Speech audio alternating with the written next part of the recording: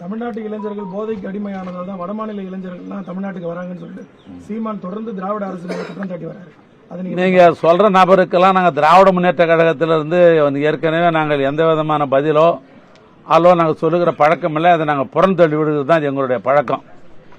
ஏன்னா பதில் சொல்வதற்கு கூட யாராவது ஒரு தகுதியானவருக்கு தான் நாங்கள் பதில் சொல்ல முடியும். ஆனால் நாங்கள் சொல்வதற்கு நான் விருப்பப்படவில்லை. ஆனாலும் கூட நீங்கள் இந்த வடமாநிலத்தை இங்கே வந்திருக்கிறாங்க, இங்கே இருக்கிறவங்களாம் போதையில் அடிமையாக இருக்கிறாங்கன்னு இங்கே இருக்கிற இளைஞர்களை கொச்சைப்படுத்துவதை என்னால் ஏற்றுக்கொள்ள முடியாது.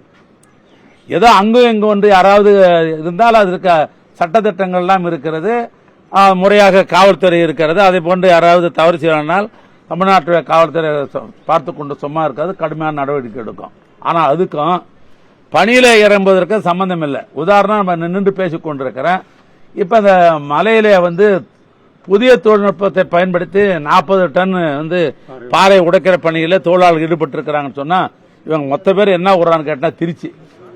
அதனால திருச்சி பீகார்ல இருக்குதா, உத்தரப்பிரதேசத்தில் இருக்குதா, இல்ல ஹரியானாவில் இருக்குதா? ஆக நம்முடைய தமிழ்நாட்டை மண்ணை சார்ந்தவர்கள், அந்த தொழிலாளர்கள், அந்த இளைஞர்கள்லாம் இங்கிருந்து பணியாற்றுகிறார்கள்.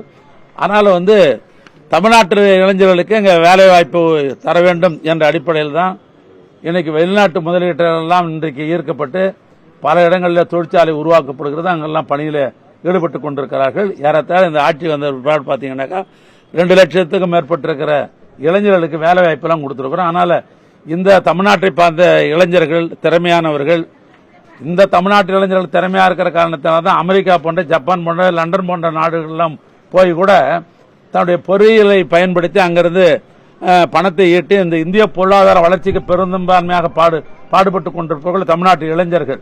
ஆனால் இது தமிழ்நாட்டு இளைஞர்கள் தகுதியானவர்கள், நல்லவர்கள், வல்லவர்கள், நியாயமானவர்கள், உடல் ஆரோக்கியத்தோடு வாழ்ந்து கொண்டிருப்பவர்கள்.